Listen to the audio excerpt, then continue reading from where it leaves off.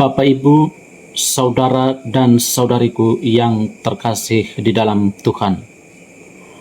Motivasi kehidupan dan refleksi dari Injil Matius bab 1 ayat 5 sampai dengan 25. Injil Matius bab 1 ayat 5 sampai dengan 25 mengajak kita menatap kehidupan dengan mata iman yang jujur dan rendah hati, sebab di dalamnya tersimpan kebenaran yang sering sulit kita terima.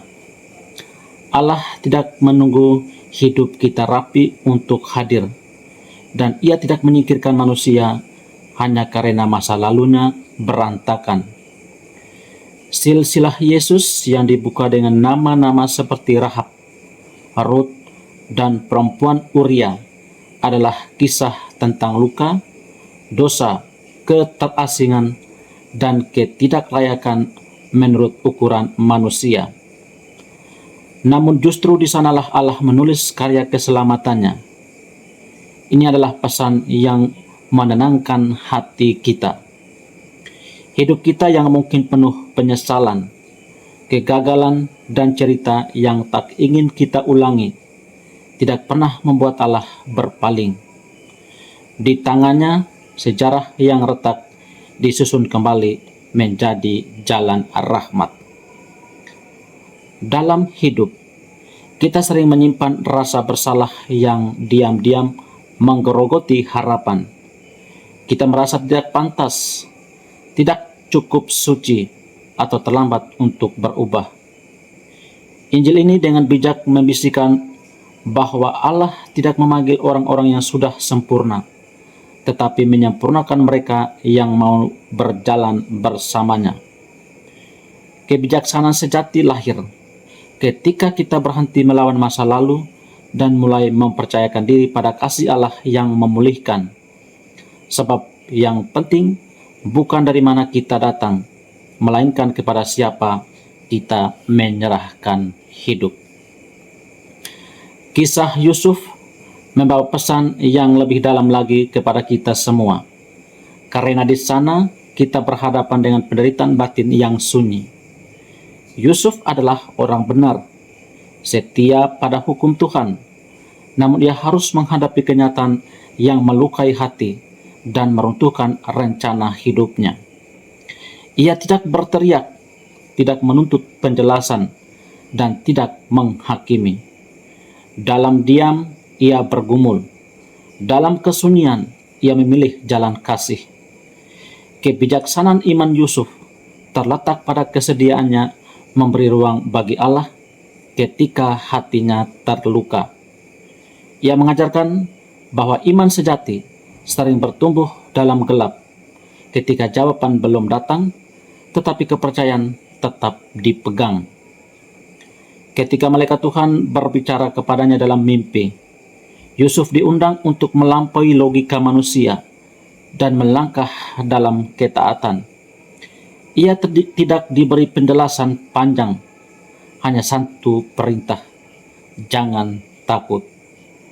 Dan disitulah letak pesan yang sangat menyentuh. Ketakutan sering menjadi tembok terbesar antara manusia dan rencana Allah. Yusuf mengatasi ketakutannya bukan dengan kepastian, melainkan dengan ketaatan.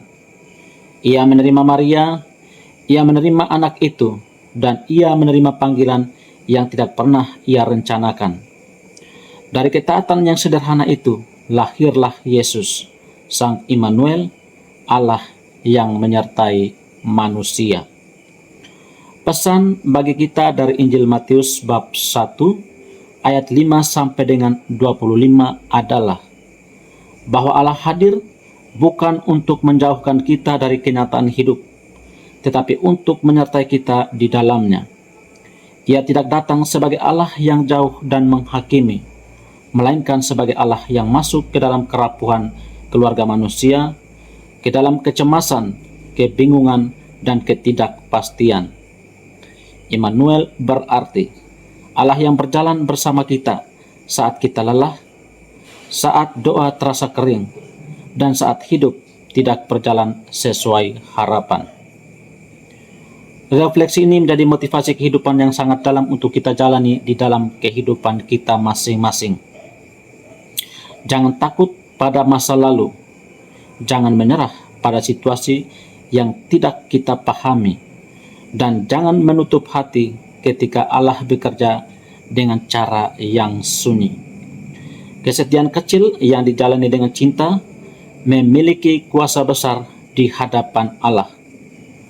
Mungkin kita tidak dipanggil untuk melakukan hal-hal besar yang terlihat oleh dunia. Tetapi seperti Yusuf, kita dipanggil untuk setia dalam diam, taat dalam kebingungan, dan percaya dalam kegelapan. Dan di sanalah, tanpa kita sadari, Allah sedang melahirkan kehidupan baru. Bukan hanya bagi kita, tetapi juga bagi banyak orang melalui kehidupan kita. Tetaplah semangat. Tuhan Yesus memberkati kita semua. Amin.